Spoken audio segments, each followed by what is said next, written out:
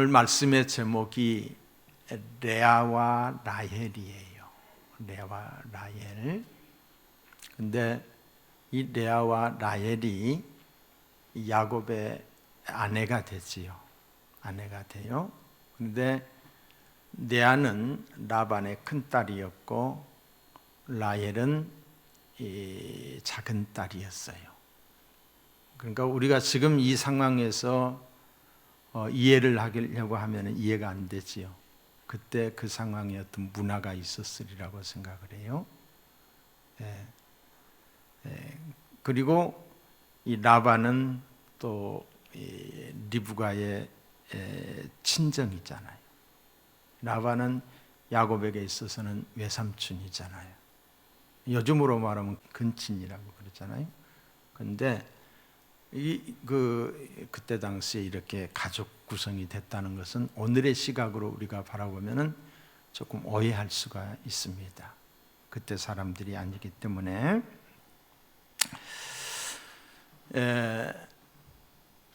야곱이 라헬을 사랑했다고 그랬지요.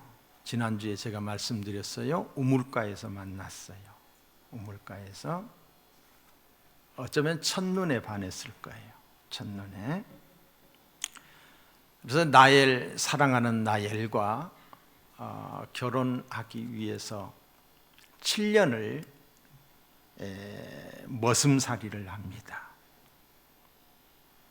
그런데 이 7년이라는 세월이 수일같이 여겼다. 길게 느껴지지 않았다는 거지요. 사랑하는 사람을 위해서 하는 일이기에 힘들지도 않았고 7년 세월이 지루하지 않게 빨리 지나갔어요. 이게 뭐예요? 사랑의 힘이라고 생각합니다.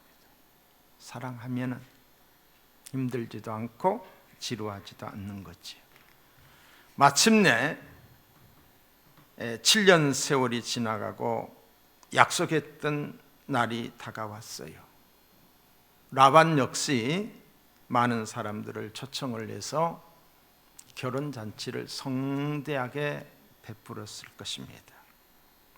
이윽고 밤이 되자 라반은 그 신방을 차려놨을 거 아니. 근데 라헬을 거기에 들여보내는 것이 아니라 레아를 들여보냅니다. 아무리 정신이 없다 할지라도 자기가 사랑하는 여인을 못 알아볼 리 없잖아요. 근데 이 야곱이 잠자리에서 못 알아본 거예요. 어쩌면은 제가 추측건데 술에 취하지 않았을까 그런 생각도 해봅니다. 아침에 일어나서 보니까 라헬이 아니라 레아였어요. 깜짝 놀란 거죠. 그래서 외삼촌에게 가서 항의를 합니다. 이에 대하여 외삼촌이 뭐라고 말하냐면은 26절부터 보시면은 라반이 이르되 언니보다 아우를 먼저 주는 것은 우리 지방에서 하지 아니하는 바이라.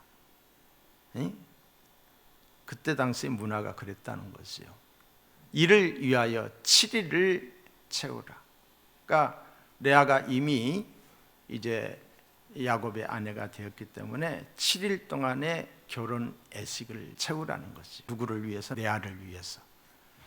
우리가 그도 내게 주리니 라헬도 내게 주리니 내가 또 나를 7년 동안 섬길지니라.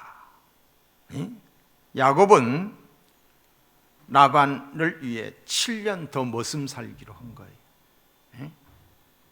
그리고 라헬을 아내로 약속을 하고서 맞아들입니다. 그러니까 갑자기 야곱은 졸지에 두 여인의 남편이 되어버린 거예요. 두 여인의 남편이 일주일 상간으로 한 10일 만에 그렇게 된 겁니다. 그런데 이들의 결혼 생활에 대하여 성경은 이렇게 기록하고 있습니다. 30절을 한번 볼까요? 그가 레아보다 언니보다 라헬을 더 사랑하여. 이 한 구절에 아프고 슬픈 그늘이 드리워져 있음을 보게 됩니다. 레아에게 있어서. 레아보다 라헬을 더 사랑하여 차별을 했다는 거죠. 예를 들면은 라헬과 한 달을 30일로 쳤을 때에 라헬과는 28일, 29일 이렇게 같이 있고, 레아에게는 뭐 한 달에 한두 번씩 그냥 들렸다 가는 이런 식이에요. 아내는 남편의 사랑을 받아야 하잖아요. 결혼했으면 남편의 사랑을 받아야 되는 거예요. 그런데 레아는 그렇지 못했습니다. 거절당했어요. 무시를 당했어요. 그를 한없이 힘들게 했을 거예요. 어쩌면 레아의 마음은 메마른 사막과 같이 아주 건조했을 거예요. 건조했어요. 메마른 사막 보세요. 슬픈 마음이었고 또 외롭고 고독함이 가득했을 것입니다. 한번 생각해 보세요. 입장을 바꿔놓고 생각해 보세요. 한 여인으로서. 자, 31절을 보겠어요. 여호와께서 레아가 사랑받지 못함을 보시고, 누가 봤어요? 하나님이 그의 태를 여셨으나, 아이를 주셨으나 라헬은 자녀가 없었더라 그랬어요. 그러니까 레아가 사랑받지 못함을 보셨어요. 누가 보셨어요? 하나님이 보신 거예요. 여기서 이 사랑받지 못했다는 말의 원어의 뜻은 싫어한다, 더 나아가서는 미워한다, 이런 뜻이 있더라고요. 여러분, 레아가 무슨 잘못이 있어요? 아무 잘못이 없잖아요. 단지 옛날에 우리 어머니 세대들이 그러했듯이 레아도 부모가 시키는 대로 따랐을 뿐인데, 부모가 그렇게 하라고 하니까 그렇게 한 거예요. 여기 계시는 우리 권사님들, 나이 드신 권사님들 세대도 무슨 선 보고 가는 것, 섬도 안 보고 가는 사람들도 있었어요. 부모가 가라고 하니까 그냥 갔던 분들이 계셔요. 뭐 연애할 틈이 어디 있어? 그냥 부모끼리 그렇게 우리 사돈 몇 세 해가지고 그냥 간 사람들도 있어요.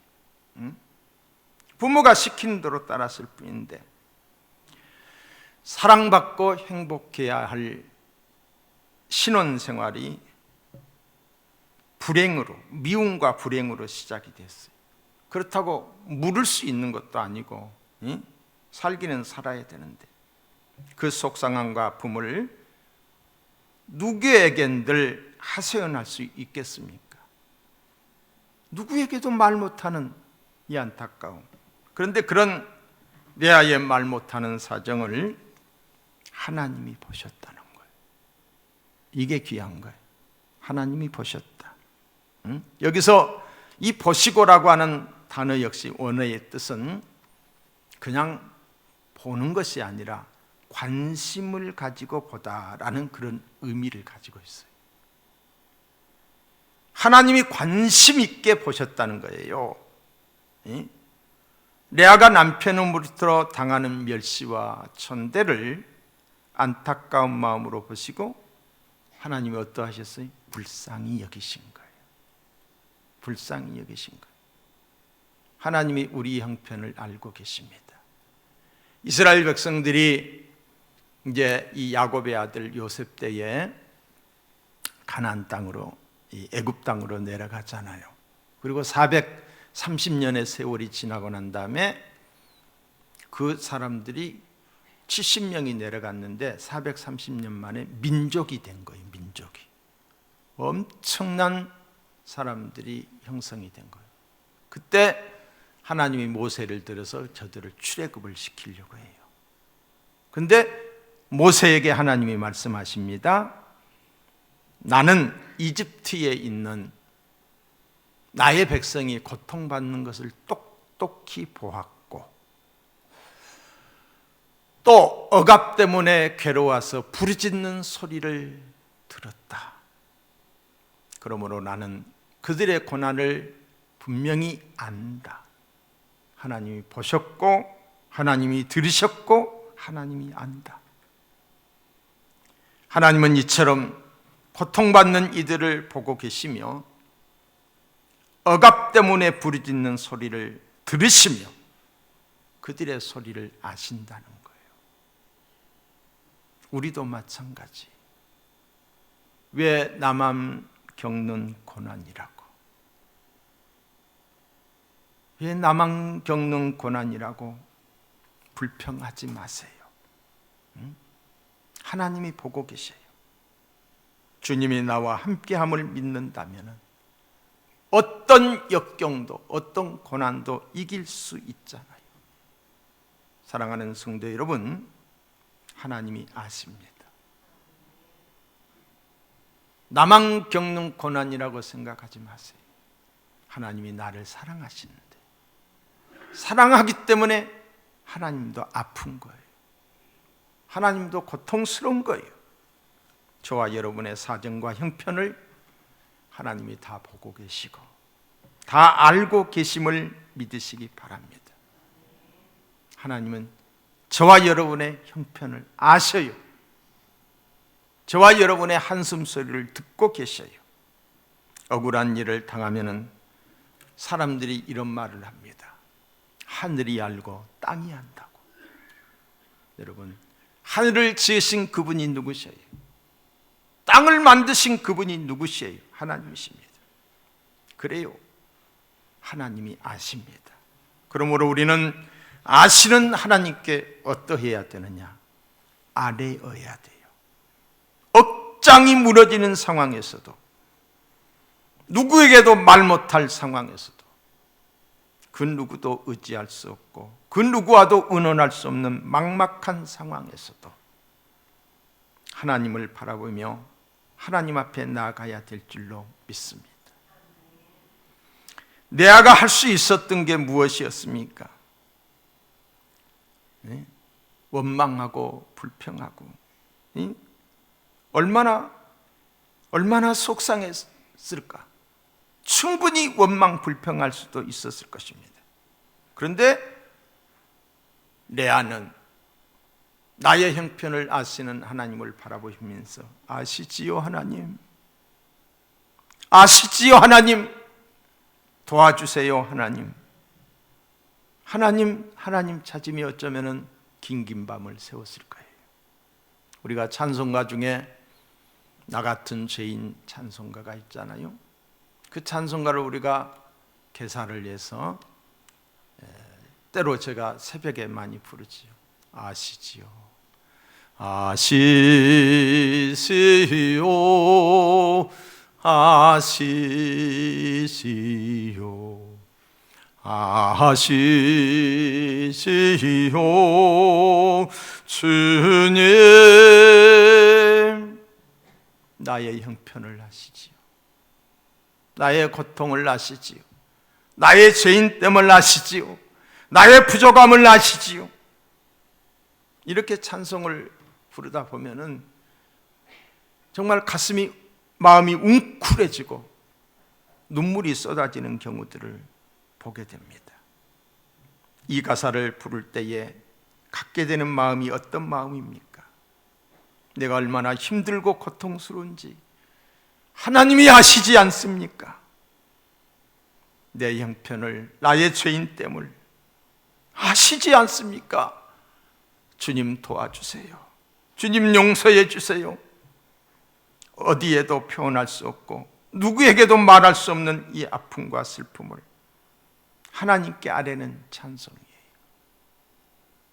하나님 아시지요. 사랑하는 성도 여러분, 우리의 형편을 하나님이 아십니다. 귀를 만드신 하나님이 듣고 계시고 우리의 눈을 만드신 하나님이 보고 계십니다.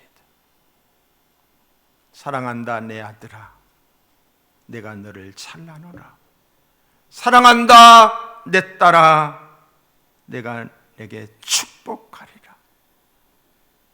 원망하거나 불평하지 말아야 됩니다.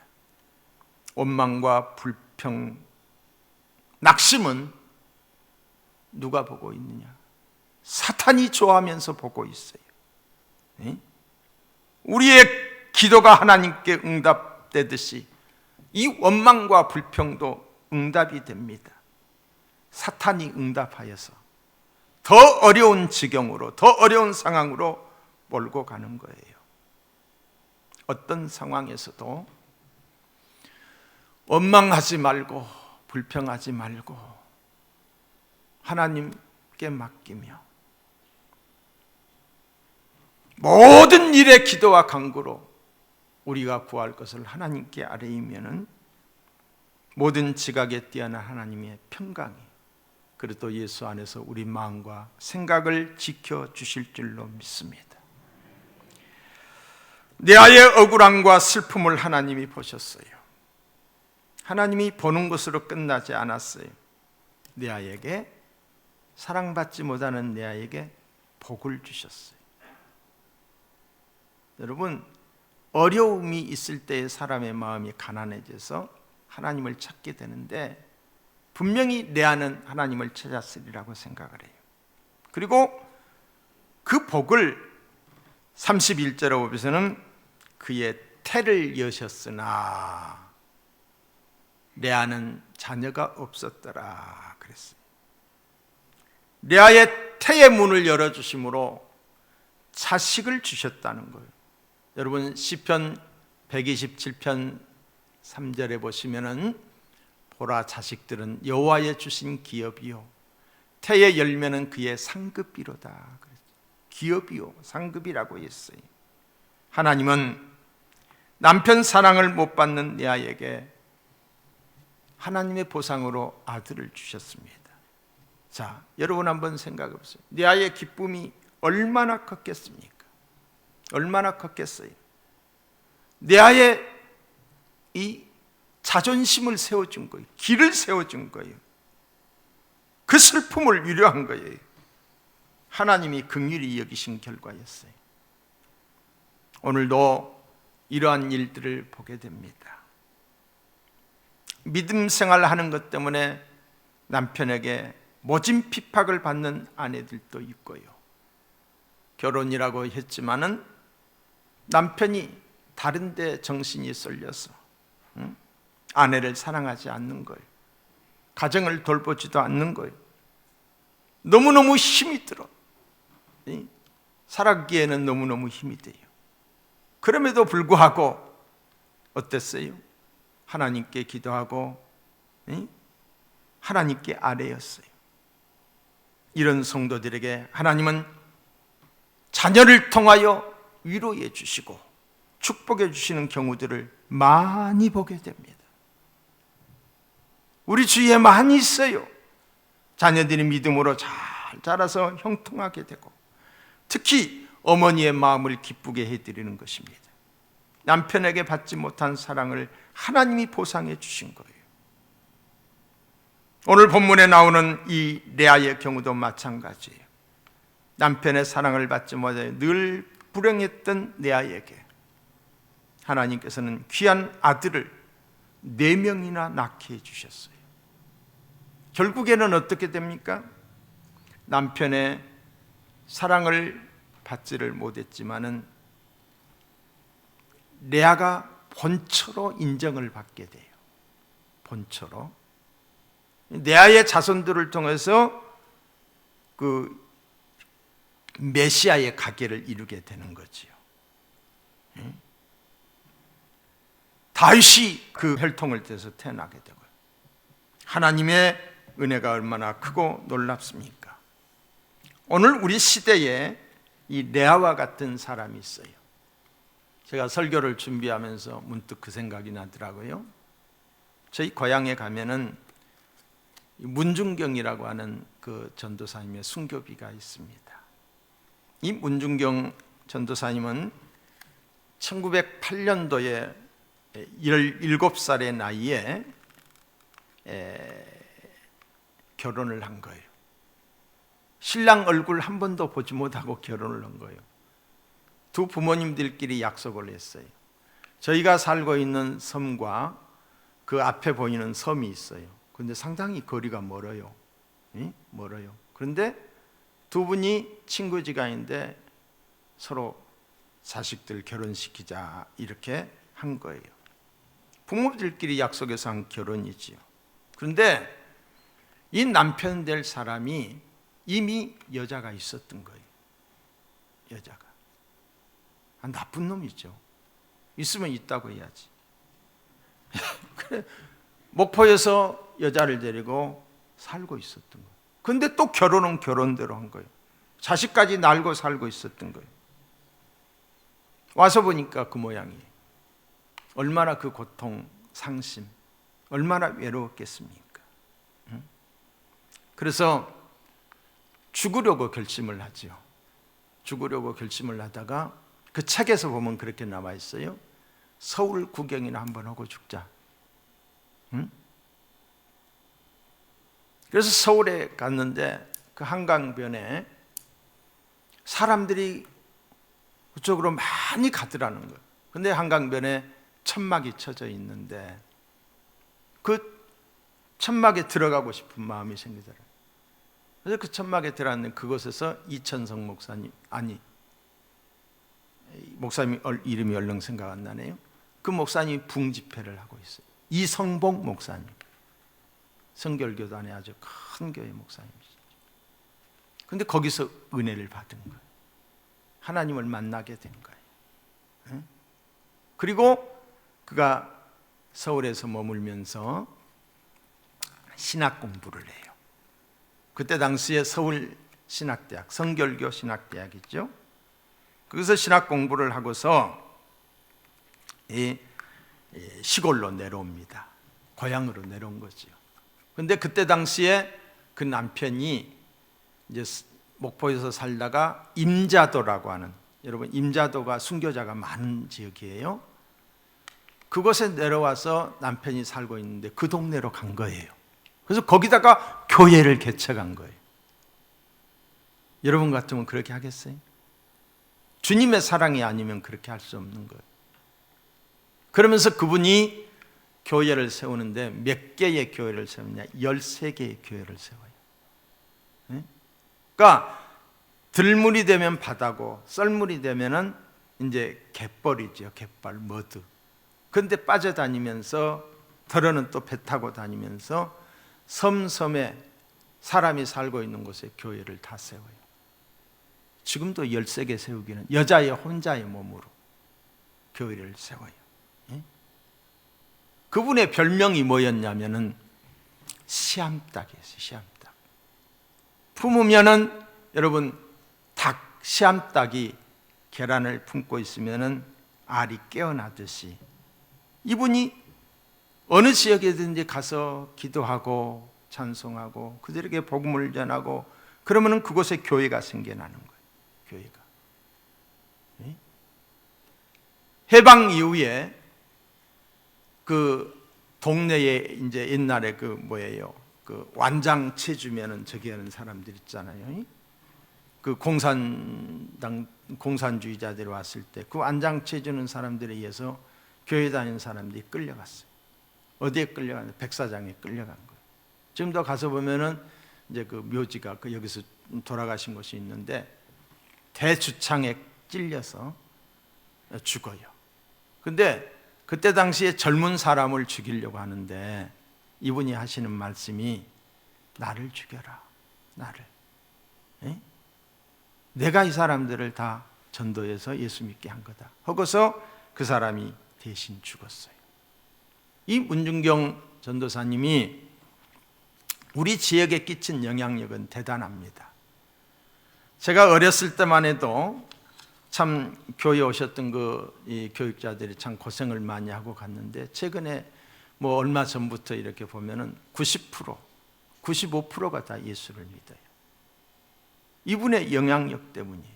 뿐만 아니라 이 지역에서 한국의 참 정말 존경스러운 우리 김증권 목사님, CCC의 대표였던 그분 역시, 그분의 아버지 역시 그 공산당들에 의해서 대코챙이에 찔려서 죽지요. 응?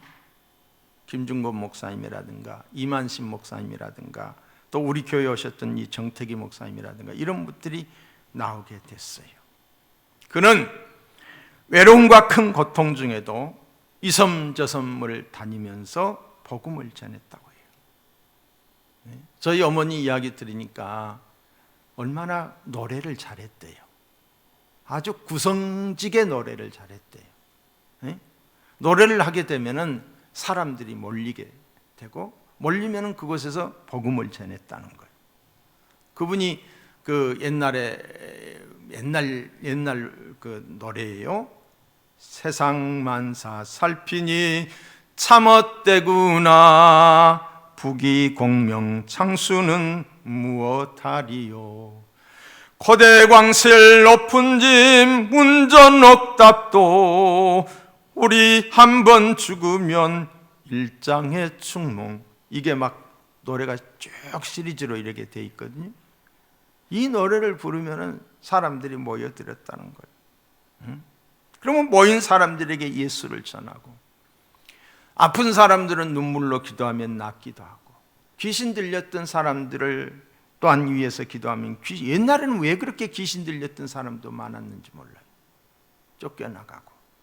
그러면서 어떤 한 가정에 이제 기적의 역사가 일어나면 그 가정을 통해서 교회가 시작이 된 거예요. 교회가. 제가 살고 있는 우리 동네 교회도 한 가정에서 그 가정의 은혜를 받고 거기서 교회가 시작이 돼가지고, 제가 우리 그 시골 교회 가서 보니까 제가 태어나던 해에 그 저기에 보니까 교회 그 뭐 머릿돌에 보니까 교회를 지었다라고 그렇게 기록이 돼 있더라고요. 자, 이 문중경 전도사가 자신의 처지를 비관하고 자학하며 원망 불평하고 살았다면 어쩌면 자살을 했을 수도 있어요. 자살을. 아니면 그냥 참 비천한 인생으로 살할 수가 있겠지요. 그러나 문중경 전도사님은 하나님의 사람으로, 또 섬사람들의 친구로, 섬사람들의 의사로 천국의 안내자가 되었던 것을 보게 됩니다. 아브람과 이삭의 경우를 통해서 알 수 있는 것처럼 이 아브람의 가문에는 이 자손이 그렇게 번창하지 않았어요. 귀한 집이었어요. 아브람도 그랬잖아요. 아브람도 3대에 걸쳐서 바로 이 아이를 갖지만 불임의 그런 가정들이었어요. 창세기 11장 30절에 보시면은 사레는 잉태하지 못함으로 자식이 없었더라 그랬어요. 사레가 누구예요? 아브람의 아내지요. 또 25장 21절에도 보면은 이삭이 그 아내가 잉태하지 못함으로 그를 위하여 여호와께 간구하며 여호와께서 그 간구를 들으셨으므로 그 아내 리브가가 잉태하였더니. 간구하십시오. 아멘. 하나님이 주실 줄로 믿습니다. 그러니까 할아버지 아브람과 아버지 이삭도 손이 귀했던 집안이에요. 손이 귀했던 집. 성경에 보시면은 여자가 낳았다는 그런 표현보다는 하나님이 태를 열어 낳게 하셨다라고 기록되어 있습니다. 자녀를 낳는 것은 하나님이 주신 복입니다. 자손이 귀했던 아브람 가문에서 남편의 사랑을 받지도 못하는 레아가 연달아서 아들 넷을 출산했다는 것은 하나님의 은혜입니다. 하나님의 은혜가 있기를 축복합니다. 자, 첫째 아들이 태어납니다. 32절을 보세요. 레아가 임신하여 아들을 낳고 그 이름을 루벤이라 하여 이르되 여호와께서 나의 괴로움을 돌보셨으니, 보셨으니 말이에요. 나의 괴로움을 관심을 갖고 보셨으니 이제는 내 남편이 나를 사랑하리로다 하였더라. 첫 아들을 낳고 레아는 그 이름을 루벤이라고 지었는데 이 루라고 하는 말은 보다라는 말이에요. 루, 벤은 아들이라는 말이에요. 그러니까 보라 아들이다 이런 뜻이에요. 보라 아들이다. 얼마나 아들 낳고 그가 기가 살아났겠어요. 또한 이런 뜻도 계세요. 하나님이 나를 돌보셔서 아들을 주셨다. 이런 뜻도 있는 거예요. 이제 아들을 낳았으니 남편이 자기를 사랑할 것이라는 기대감이 충만했던 거예요. 왜? 자손이 귀한 집안에서 아들을 낳았으니 이제 남편도 나를 좋아하겠지. 그러나 남편은 여전히 자기에게로 돌아오지 않았어요. 근데 또 어쩌다 한번 들렸다 갔는데 또 아들이 생긴 거예요. 33절을 보세요. 그가 다시 임신하여 아들을 낳고 이르되 여호와께서 내가 사랑받지 못함을 들으셨으므로, 여러분 우리 하나님은 보고 계시고 듣고 계시는 하나님이세요.